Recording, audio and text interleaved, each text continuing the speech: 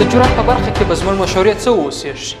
په لومړي سر کې په خپل کورنیو کې ماشومانو ته د مشورې ورکولو وخت ورکړئ.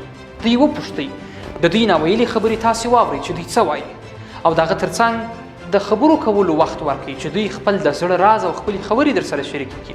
په دوهم قدم کې ښوونځی ده. په ښوونځی کې د هر مضمون استاد مکلفه دی چې د شاګرد د جرأت او روزنې په اړخ کې وخت ورکړي، د ویلو ډېر څه ورته وړاندې کړي. خیر دی استاده، دی به په لومړیو کې غلط ووایي، غلط څه به وړاندې کړي، خو کله چې ته وخت ورکوې دی به پر ځان باندې باوري واوسېږي. د پوهنتون په دوره کې استاد کولی شي چې یو محصل وروسته له لوړو زده کړو څخه فارغه کېږي، ټولنې ته وړاندې کېږي، استاد یې د خبرو چانس ورکړي تر څو وکولی شي د خپل پر استعداد باندې باور ولري او خپل ویلي څه وړاندې کړي. ځوانانو، په ټولنیزو پروګرامونو کې اشتراک وکړئ، دا د ځان عادت وګرځوئ. په هر اونۍ کې حد اقل یو پروګرام ته ورځئ، هلته د ویناوالو خبرو، کرکټر او د دې ټولو شیانو ته متوجه واوسېږئ او هغه څه زده کړئ چې تاسې په خپل ځان کې لرئ خو استفاده مو نه ده کړې. په کور کې یوې هندارې ته ودرېږئ، هغه هنداره کې مخامخ خپل ځان او خپلې څېرې ته خبرې وکړئ.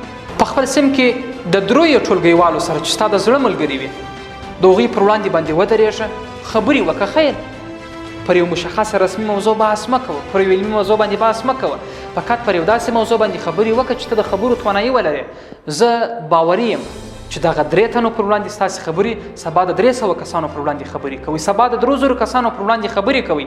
دلته به وي چې تاسې دایمي باور، پر ځان باندې باور، جرأت او د هر څه به مو په خپل ځان کې په خپله شونې کړي وي، خو ستا څخه حرکت غواړي، برکت الله تعالی پکښې اچوي.